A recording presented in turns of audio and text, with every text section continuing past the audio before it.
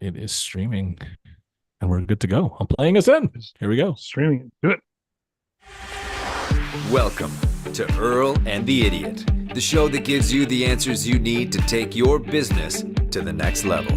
With Earl Flormata, one of Vancouver's most sought-after business and marketing consultants, author of Business Engine Optimization, consultant to over 60 successful businesses, an all-around evil marketing genius with a combined total of more than $70 million worth of sales to his credit.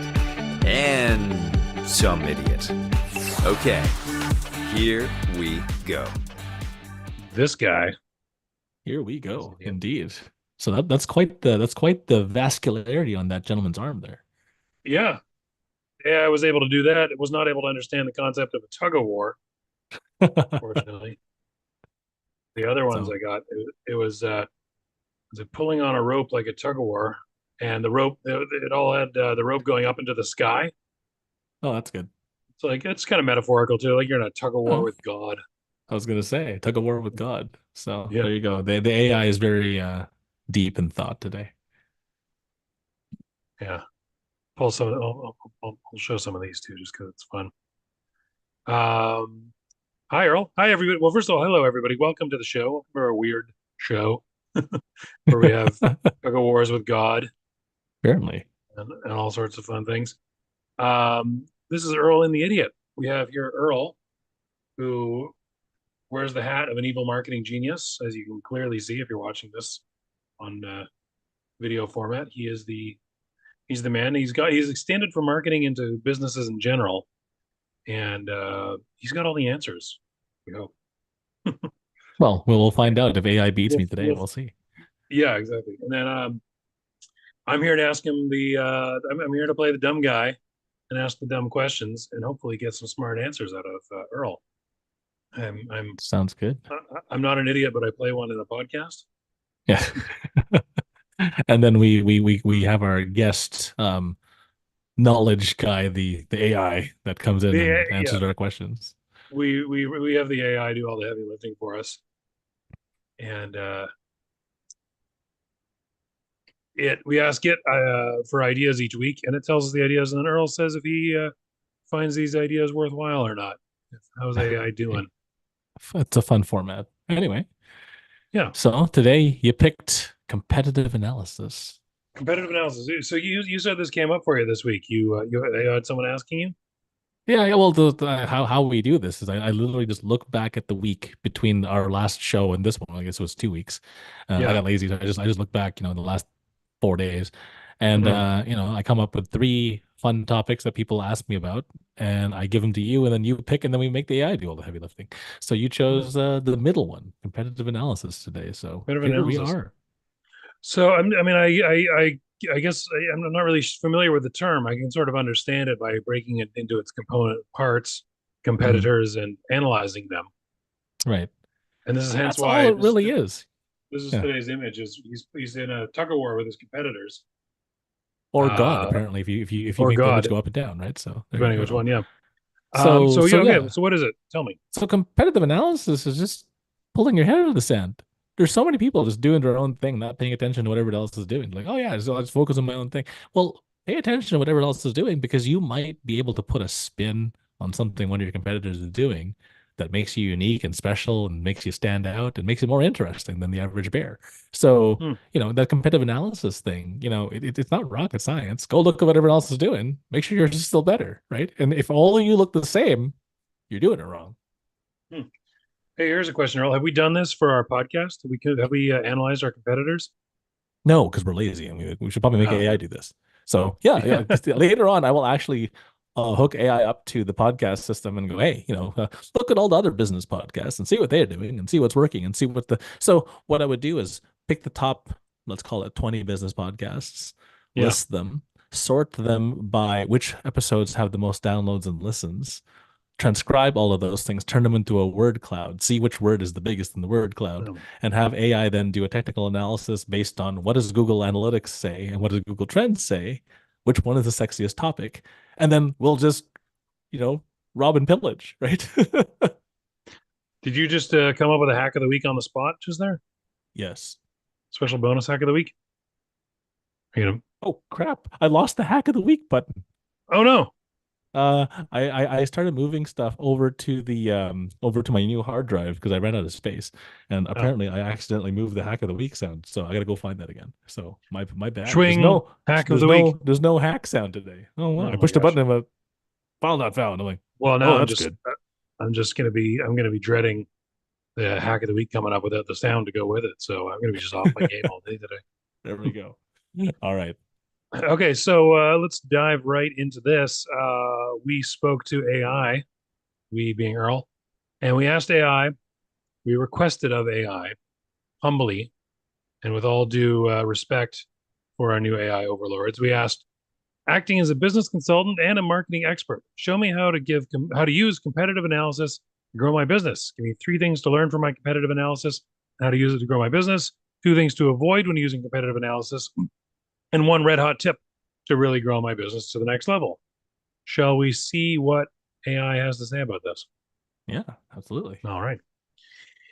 Using competitive analysis to grow your business. Competitive analysis is a strategic approach to understanding your competitors' strengths and weaknesses and leveraging that knowledge to improve your own business. Here's how you can use it effectively. 3 things to learn from competitive analysis. 1, identify market gaps and opportunities, or as we call them, gap opportunities. No, we don't call them that. What to learn by analyzing competitors. If you can identify unmet needs or underserved, what is that? Undeserved segments, Yes. underserved segments in the Undeserved. market. Yes, they don't deserve our business. How to use it. Tailor your products and their services to fill these gaps. For instance, if your competitors lack strong customer support, you can emphasize exceptional service in your marketing efforts. Oh, don't do that, right, Earl? Service, No. quality, and Yeah. service. There you go. This could set you apart and attract customers who feel undeserved by your competitors. I like that. Yeah. So there's this joke on the internet that you can only read, you can't actually say, right? And there's a word, and the word is depending on who you are and how you read it, right? So if you work in like a labor arena, Oh yeah. it's the word is unionized, right? But if you're in physics or in chem, it's unionized, right? Right. So it's just yeah, you see the word, like wait. So this is your undeserved, underserved. So Yes.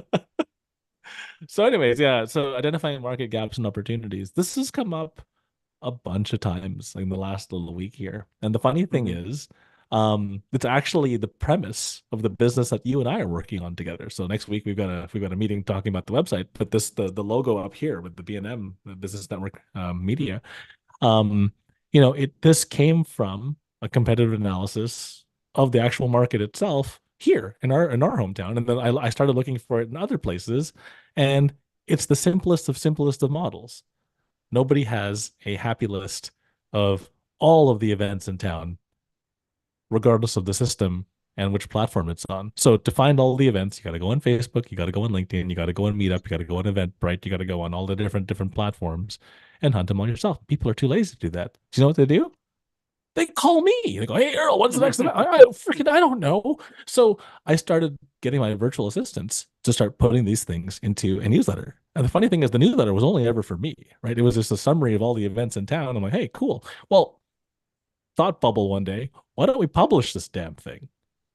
And that's it. So this identifying market gaps and opportunities. It, I agree. Think of dumb little things that just irritate you and piss you off, right? About your own industry, right? So, Mhm. as a business consultant, as a marketer, as a business owner, I need to attend business events to network, shake hands, kiss babies, and build relationships. And so the gap was I have to do this research myself. Well, I'm too lazy to do this research myself, so I have a virtual assistant do it. Cool. Well, other people might want this too. I wonder if I can turn this into money. The answer is yes. So here we are, right? So there's your identifying gaps and opportunities. I agree. Good job, AI. So 10 out of 10, 5 stars. So do you ever get a lousy business lousy service from a business or lousy experience with a business and go, geez, should open up and compete with them? All the time. All Yeah. the time. So So funny enough, yeah, like so there was this guy I was working with in the past, and we told him, hey, this is what you should probably do, and then he decided not to do any of the things that we told him to Hmm. do, and then a competitor popped up, and they're gonna eat his lunch. And, I can't wait to say I told you so, right? It's just like, we told you this literally 2 years in advance. You had 2 years to get your act together, and now you're in panic mode, right? I'll give you another example of that. In Vancouver, here where we live, right? We were telling the cab companies, Uber's coming for your lunch.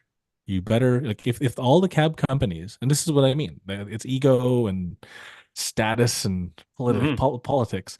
If all the cab companies banded together and built their own little into the cab company thing, and that way, the Richmond cab company and the Vancouver cab company and the Burnaby cab company wouldn't steal each other's, fares because they would only assign it to the right company, and they all just banded together, Uber would have a hard time coming in here and eating their lunch. But they Yeah. didn't. And so they all built their own because they're like, oh, screw the other guys. I'm like, really? Like your budget's going to be teeny tiny compared to the big bad Uber. Well, guess which app I use? Uber, because I don't have to think about where the hell am I? Which app do I use? No, if they just made Mhm. this one universal app, that would have been perfect. But Did any cab companies such is offer life. to part? Did any of the cab companies offer to partner with Uber and say we'll respond to your Uber Nope. request? Yeah. Their answer was go screw yourself. We'll do it on our own. I'm like, yeah, that's the problem. If you guys don't learn to work together, this is why we can't have nice things. So there you go. Sorry, I just had to interrupt there for a second. There's a helicopter outside, and it's required to stop and look at the helicopter if there's a Well, helicopter outside. obviously, because they're coming for you. Yeah, yeah. Um, okay, so this is pretty obvious. You look at your competitors and see what they're not doing. But you look at not just one or two, you look at the vast majority of the thing as a whole. So don't just look at your Mm, own city, don't just look at your own town, don't just look at your own country, right? Because something that is normal in one country is completely different in another country. So I'll give you an example, right? mm. Mongolia has the QR codes on all of their receipts so that you can scan them and stick them into your accounting stuff. What the hell don't they have that here? Right? Right. It's just that makes absolute sense because all these stupid receipts are printed on thermal paper. You give it a week or two, or you put some heat source next to it, and you don't have a Yeah. receipt no more, right? Or So it'd diligently be store it in your nice. wallet. Well, yeah, but if you just scan the stupid QR code and it shoots it into your accounting system, your life is easier. Oh my God! And they do this for tax purposes, but man, the accountants and the bookkeepers must be living it up over there, Hmm. right? So there you So, have it. but So that be an example of finding someone doing it right somewhere else. This step is a question of finding out what they're doing wrong, where they're missing the boat. correct, but they're doing it wrong here. Right? They're doing it Right. wrong in the US. They're doing it wrong in Right. Mexico. They're doing it wrong everywhere else but Mongolia. So you So, you can look for someone doing it right somewhere else and realize it's not here yet. correct. And then you fill the gap with the opportunity with the thing that, hey, that would be really cool if we had one of those. Hmm. Okay, I like it. Let's carry on. All Number right. two, understand competitors' strengths and weaknesses. What to learn. Evaluate what your competitors do well and where they fall short. It's kind of this includes their pricing strategies, product features, customer reviews, and marketing tactics.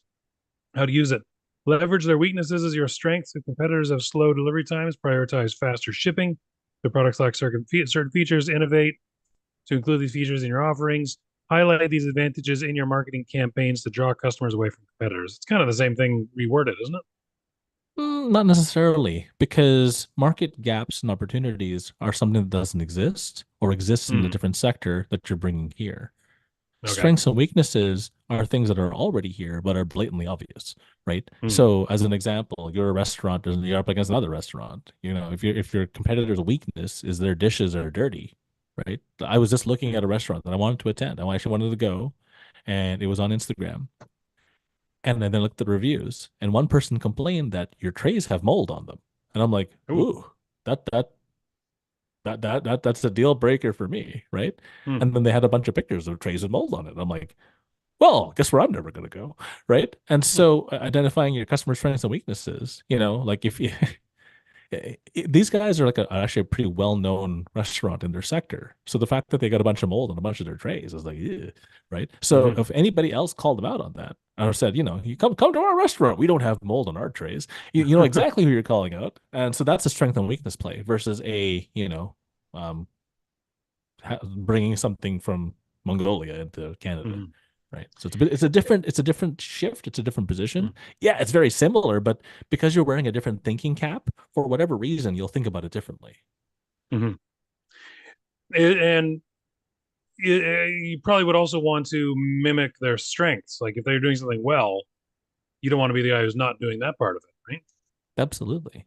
Absolutely. So, if they're doing something well that you have the capability to do just as well, it's something that you don't have to advertise, right? Because I know we make fun of, quality and service, but quality and service are like bare minimums to be in the service in that industry, period.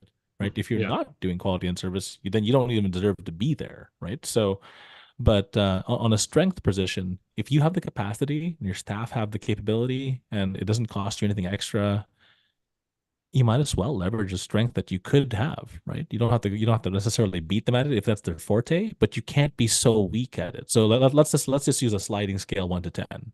So your competitor's strength, let's call it an 8 or a 9 out of 10. Mhm. In yours, if that is a not so strong, it's a 4 or 5, it's too big of a gap. Push that 5 to 6 or 7, Mhm. between 7 and 8, it's not that big a gap. No one's going to care, right? So the competitor can't use that against you. If that makes sense, Mhm. right? And wash your frigging trays. So anyway, Yeah. Right. yeah, That's a given. Service and quality. Yeah.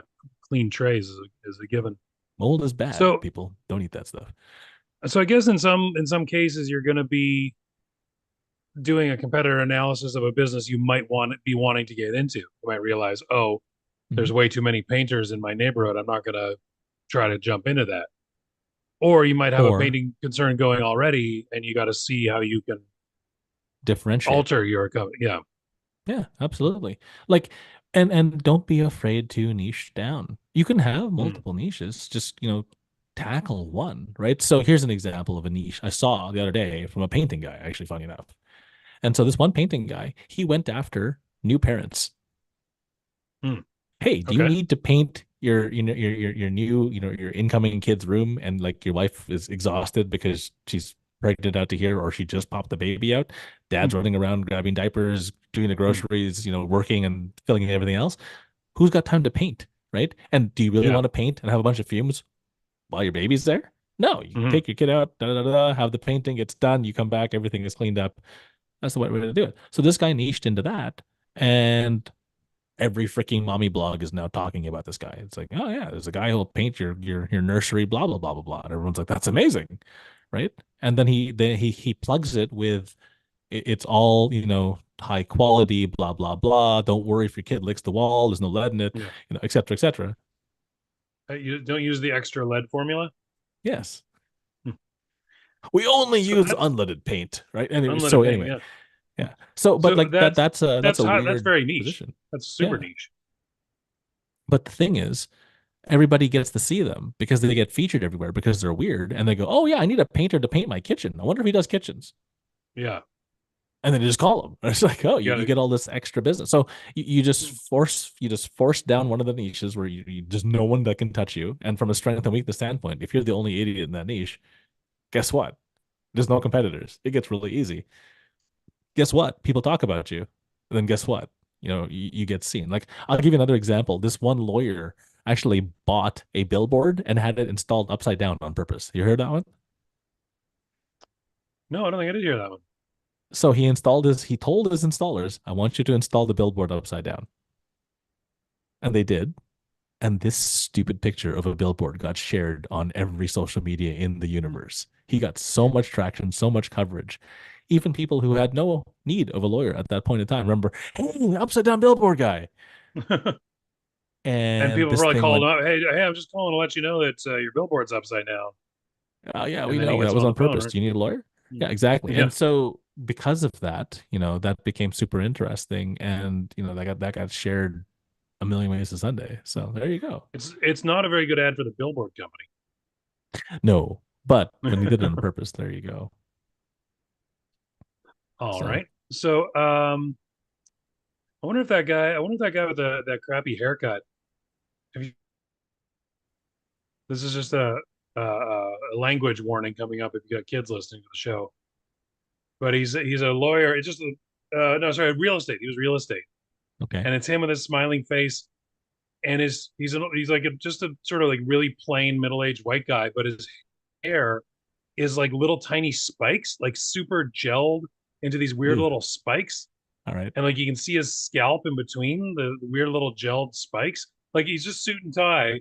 He's not like the lead singer of Smash Mouth or something, but he's like got these little spikes. And someone made a caption for it, and he's like, Barber says, "What are you looking for?" And the guy answers, "Just fuck my shit up." Yes, I've seen that one. You've seen that one, right? I've There's a seen whole that one. subreddit called "Just Fuck My Shit Up," and it's all about bad haircuts. Yeah, Okay, I remember that guy yeah, from that subreddit, actually. There you from go. that subreddit, yeah. But at the same time, I've seen his picture. I saw his ad. Do you think it was a ploy? I don't know. Maybe he thinks it looks good. I don't Pretty no, clever. Anyway, all not right. all of us men were made for fashion sense, just saying. Mhm. So, All right. Performance metrics. Oh, this sounds boring. Determine key performance indicators your competitors excel in, such as customer acquisition cost, conversion rates, or social media engagement. How to use it. Set realistic performance benchmarks for your business. For example, if your competitor's email marketing campaign has a high open rate, analyze their content strategy and adapt it to your approach to improve your own. How the hell are you going to eh, know what your competitor's open rate is? you can cheat. There's tools that Uh, do that. So there's there's like tools like SpyFu as an example that show traffic rate, organic, paid, etc., etc. There is tools like SimilarWeb that lets you see emails, social, da da da da. So there's that's tools it. out I'm there writing this that let you. down. SimilarWeb, SpyFu, SpyFu. similar Yeah, web. All right. there you go. So those two are great. Another goddamn thing I got to subscribe to, probably. Oh yeah, the SimilarWeb is expensive as hell. But you can just use the free one on SpyFu and it's good enough, right? All And right. so, but these performance metrics are important, right? Because as an example, you can't have that much of a disparity between you and a competitor if that's the place to be, right? So let's say that we're using Twitter as an example, X as an Mm, example, right? If they have 1 million followers and you have 5, time to step up your game, right? mm, If they're getting a lot of clients from there, and you know they're getting a lot of clients from there, why the hell aren't you there too, right? You got to, yeah, like you have to compete. The reason why they're called competitors is because there's a competition, right? Like, my old kung fu teacher said, "Don't fight, win," because fighting ensues that there's going to be some sort of struggle, right? So at mm. least step up to the plate, right? Like if you don't even show up, it's a lay down sale for the bad guy. So there you go. So performance metrics, you're also not going to make 1 million followers overnight. So just go growth, but go growth based on other data, right? So if you know that your competitor is killing it in X, you should want to kill it in X as well, but don't expect 1 million followers overnight. Set a realistic goal of let's do 10,000 in the next 60 days, right? Mm. What are we going to do that? And then that way you can push yourself along and get from point A to point B and just make it, right? So there you go. So Is there any rule of thumb as to where how you decide when you see a competitor doing something well, how you decide, oh, that's something I should emulate and try to reproduce, or where do you try to figure out, okay, that's something I got to do differently? Like they're all over X, well, okay, I'm going to be all over Facebook then, or like hmm. where do you decide you're going to imitate? Where do you decide you're going to try to zig while they're zagging, kind of thing? It depends on the nature of your audience, right? It's a really Hmm. simple rule: fish where the fish are, right? Because if you fish where there's Right. no fish, like let's say, like again, we're using X versus Facebook. Well, guess what, right? If there's no clients on Facebook and they're all sitting on X, it doesn't like you don't zag that one, right? So as an example, in the crypto space, everyone and their dogs on Twitter. Why? Beats me. They just love it. Hmm. Cool. So, but none of them are on LinkedIn. So if you're in the crypto space and you're trying to hunt for people on LinkedIn to get clients, it's going to be, slow going because there's not as many people on there, right? But if you're on Twitter, oh my God, everybody and their dog is on Twitter for crypto stuff. That seems to be the platform of choice for that particular niche market.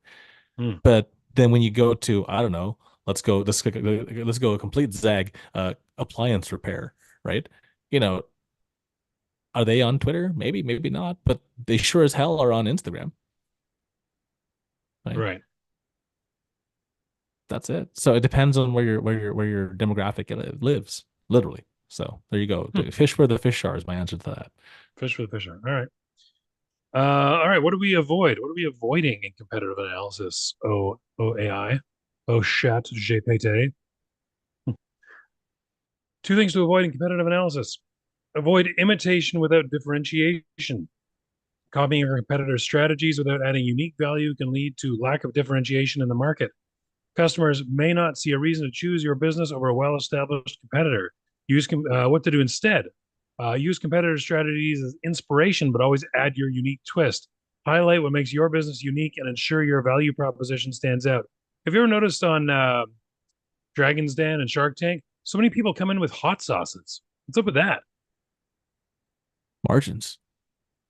Margins. Oh God. But What's surely, what's it take? What's it take to make the hot sauce? What do you sell it for? Right? Because people hmm. value that stuff, right? So I was out in buy like Tuason a Mills Mall. I was in Tuason Mills Mall the other day. They have a whole store of hot sauces. yep.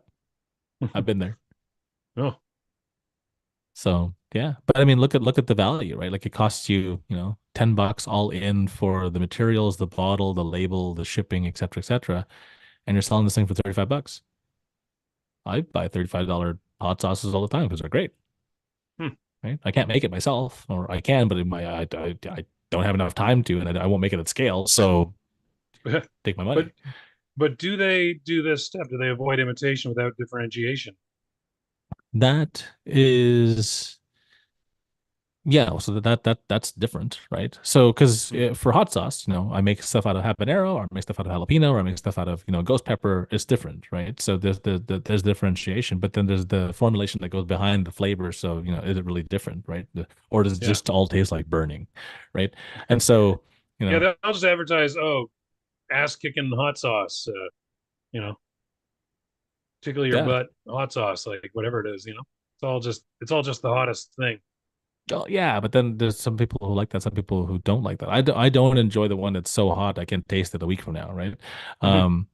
'Cause, yeah, I in my 20s I was cocky. Let's see how hot of a sauce you can take versus how hot of a sauce I can take, right? Hmm. But I'm in my 40s now. I want to taste stuff later, right? Hmm. So anyways, but avoid imitation without differentiation. Yes, but no, but yes. So Love these ones. um. I love this answer and I hate this answer. So there's an entire model of affiliate marketing based off just stealing everybody else's content. And all you do is you steal one content from one platform, you throw it on another platform, right? So as an example, let's say I want to sell office equipment, right? Desks, chairs, lamps, paper, printers, that sort of thing. Cool. Well, I go to the top business everything sites. I just steal all their content, throw it on my platform here and say link in bio. And then they look at the link in bio, or they use the comment this for this, comment printer for printer deals, or ink for ink deals. And then you literally just steal a bunch of people's content and then you just slap on the end, comment ink for ink deals. You'll get it. You'll get a bunch of cease and desists and you'll get a bunch of copyright infringement clicks, but you're still getting away with imitation without differentiation. You're just stealing people's content for the sake of throwing their traffic someplace else. So you can counter this. There is a model completely based on just stealing stuff and reposting it. So Hmm. because if you look at the timelines for stuff, Reddit is early, TikTok is early, Facebook is late now, right? Like today's Facebook is yesterday's Reddit, if you think Yeah, about it, right? yeah. So, and the same thing goes for Instagram. Like today's Instagram is yesterday's TikTok. So, as long as you're ahead of the curve, just grab from the earlier one, post on the later one. And some people on the later one aren't on the earlier platform, right? Like they had to beat me to join TikTok because I'm like, that's the kids' platform. Right? My kids use that stuff. Well, guess what? Guess what platform the damn bird is on now? So, Hmm. you know, so it is what it is. So you can But what, what compete. hmm. What Go. about real world applications? Like if you're gonna open up another cleaning company, you Yeah, but how here's the you know you. thing, right? Uh, If you're based on geographic differentiation, right? So you're, Mhm. 20 miles apart, 50 miles apart, you could be an exact replica of the other guy. No one will care. We're a cleaning company. We're also a cleaning company. Cool. One's in Abbotsford, one's in downtown. Which one do you want? The closer one, Mhm. right? We're exactly the same. Cool. The closer one, right? Like, I don't care how much better you are. If you're 35 minutes drive away on a highway, no. right? So yeah. So Okay. where it says avoid imitation without differentiation, you can get away with it, based on those matters I just talked about. But it's still a good earmark to, don't just copy them blatantly, spin it so it's your story, right? So if their social feed has a whole bunch of cool stories about their owner, get a bunch of cool stories about your owner, throw them out there, right? I'm sure the coffee guy would be interesting to No, to differentiate with his don't get me stories, right? started on the coffee guy. There you go. So, I really, all right. yeah. If he was actually letting me do his marketing, which he should, I could swamp his business. I'm sure. Mm, I'd make a wall in his coffee shop of all his 1-star reviews. yeah, absolutely. All right. Number two thing to avoid in competitive analysis: avoid over reliance on competitor data. Focusing too much on competitors can lead to neglecting your own business's unique strengths and customer needs. It can also cause Mm. reactive rather than proactive strategies. Interesting. What to do instead: balance competitor insights with internal data and customer feedback. Develop a strategy that leverages your strengths and addresses your customer specific needs, ensuring your business remains customer centric. So ignore your competitors, work on yourself. Well, there's a fine balance, right? You ever see those videos of the guy on the bike, pretty girl walks by, he turns his head, he runs into a car and does a backflip, right? Mm-hmm. So, you can't be riding your bike looking sideways the entire time. Every once in a while, you should probably look where you're going, right? So, same kind of thing. Like if all you're doing is relying on competitor data and you're not innovating and doing anything yourself, what the hell, right? Like you can't just completely base everything on, well, the other guys are doing it, so yeah. Well, what's new and exciting from your perspective? What unique spin have you got that makes yours different, more interesting, better value, something else, right? So yeah, because if all you did was rely on competitor data, we'd have really, really well-bred, faster horses and no cars, right? So there you go. Fair enough. Hmm. Sorry. Now, first it was helicopters, now it's dogs fighting outside. There's a dogfight outside. Well, there are two dogs fighting outside. So Excellent. calling it a dog fight makes it sound like a formal event. Yeah, there Hmm. you go. All right. So, what is AI? I think one red hot tip to grow your business to the next level is to do. I phrased that really poorly. I'm sorry. I'm so fired. Leverage advanced analytics and AI tools for deeper insights. What to do? Use advanced analytics tools and AI driven platforms to gather and analyze competitive data more efficiently. These tools can provide insights into your competitors' digital marketing strategies, customer sentiment analysis, and market trends. How to implement. Implement tools like SEMrush and Ahrefs. How do you pronounce that? Ahrefs? Yep. For competitive SEO analysis, BuzzSumo for content strategy insights, and AI-based customer sentiment analysis tools. I didn't know any AI-based tools, even though it's an AI. To understand how customers perceive competitors, this detailed data can help you craft more precise and impactful marketing strategies.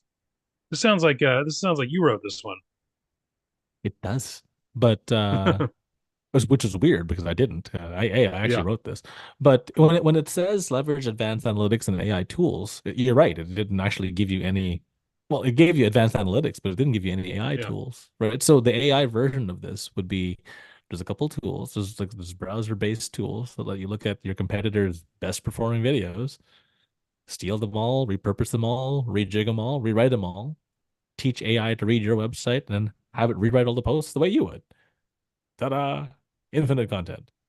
Hmm. So there's lots of ways to do that, right? So, just you're an accountant, you're a lawyer, cool. Get all the other lawyers and accountant sites, mash them all together, stick them all in a big pile, and just take the best of the best of the best, right? Sort by engagement, sort by download, sort by view, go crazy, and then go buck wild and have the AI just rewrite everything in your own voice. Right? Want to be extra lazy? Let the AI borrow your voice and just say everything in your voice. So that works So too. lazy.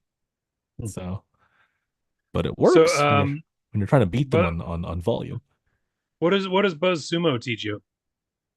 BuzzSumo, when you fire it up, it's one of the tools I use. Um, you can grab who's the most influential person for a keyword X. So you Who's the most influential person? And we actually did this for funny enough, one of my customers is in the sex toy niche. Hmm. So we looked at who's the most influential person in the sex toy niche, and we looked it up, and we go, okay, well, this person has the most following on X or Twitter, but this person has the most following on Instagram, and this person has the most following on Facebook. Cool, go after that niche, right? But then AI wise, you take all their videos, you sort them by download or view or engagement, and then use the AI to transcribe, rewrite in my voice. Hell, if you got my voice, say it. Hmm. And then you just approve the ones you like and then schedule them. Ta-da! Win. Is there ever a time in all this where a competitor is too much of a whale to go after? Like your little harpoon will have no impact, or is there no such thing as that? Only if they're so big you physically can't compete with them. Hmm. So a buddy of mine, he has a mechanic shop out in Texas, and he is gigantic, like he is huge. It's so big, like the his Google Map like walkthrough takes a while to actually walk through, right? Like you're just Hmm. sitting there clicking for like 20 minutes, going, "Oh my God, how big is this place?" Right? So competing against that guy, and you're a tiny little shop with one garage and one car lift, you probably can't compete with that, right? You probably shouldn't steal content from them because they're going to say stuff like, "Hey, we've been here forever and ever and ever. We've got 35 of these things if you only have one." So don't steal from people that are so big that their content would be irrelevant. Okay. But other than that, you can always take a bite off the whale. You can take a bite off the whale as long as you can perform the task or deliver the service or get the product out there, Hmm. right? I And guess that so that yeah, that might not work with certain businesses that require a certain amount of buy-in to be worthwhile. Like yeah, you wanted to compete against Facebook, you're not getting enough people to buy in, or even Facebook having threads to compete against X didn't have enough buy-in to unseat it. nope, Hmm. exactly. So yeah, you have to get the buy-in. So for sure. All right. All I right. guess here we Well, I are. guess We're I guess without a sound or what? it's that time. Yeah, we're out. Hold on. I pushed the button again. Nope, it's still mad. So Nope. it's gone. Swing hack of the week. Hack of the week. All right. So it's simple hack of the week this week. So number one, make a list of all your competitors and their websites. Number two, scroll through all the sites back to back and make sure yours stands out. I am still shocked and appalled as to how many people don't do this. We just did this again in the crypto space where it's like, okay, well, this is what you guys do, right? Yeah, this is what we do. And then we showed them back to back to back with every other person in their sector. And the hilarious thing, besides the colors, we couldn't tell the sites apart. Oh my god. It's like, this your side or the bad guy side? They couldn't even tell when it was their side because we scroll like halfway down like some Jeez. random page, and they're like, Yeah. oh crap, And then I did the same thing with all the bad guys. I'm like, which one's yours? They didn't know. Like, because they all look the same. So look at all your competitors' websites, scroll them back to back. And the important thing is doing them back to back and make sure yours stands out. Then scroll through all the reviews of your competitors, and then create content on your page as to why the customer should buy from you and not them that addresses the failings of your competition. So this is just, again, two-step, really simple double whammy. Does your stuff stand out if I were to scroll past every single one of your people? Because this is what your clients are doing. They're going on Google Maps. They're going, I need a car wash, and they just go through all the car washes, and if you all look the same, whichever is the cheapest, whichever is the closest, and go, right? But Hmm. if your car wash has eco-friendly stuff that doesn't kill birds and squirrels, I like birds and squirrels. Maybe I'll go to you because of that specific differential, right? Hmm. And then look at all the reviews over your competitors. Just make a list of all the 1-star, 2-star reviews and figure out what pisses people off and then fix it and then write content about that. Hey, don't you hate it when meh, right? Hmm. Yeah. We don't do that here over at ABC Car Cleaning Co., Hmm. right? I've always been told in specifically applying to salesmanship where I have more of a background that you never specifically trash your competition. You never say, ABC cleaners or oh my god, those guys are the worst, they'll never call you back. No, But you don't specifically you, trash them. You just trash their behavior. So, yeah, you are say you we sick we and call back tired? our customers right away. Yeah, our Hmm. SLO. So our, whatever our structure is, makes it so that, we answer on 2 rings or less. Right. When you Hmm. say that we answer on 2 rings or less, and it's known in your sector that people never call your ass back or never answer their damn phone, answering in 2 rings or less is a real differentiator. So there What did you you say? go. Did you say SLO? Is that something? Um, oh, sorry, it's SLA, service level SL. agreement. Service Okay. level agreement. So, so our SLA states that our customer service thing answers your shit in 2 rings or less. Cool, Hmm. right? In a sector where no one calls you back in 4 freaking days, 2 rings is magic, right? So, Right. if this is how we answer our phones and this is how we treat you, imagine how we'll treat you on the job site. All of a sudden, right? Like every time the competitors ever pissed anybody off, it's like it just rings in their ears, and they're like, "Oh yeah, these guys answered in 2 rings. Oh my god, their customer service is amazing." Right?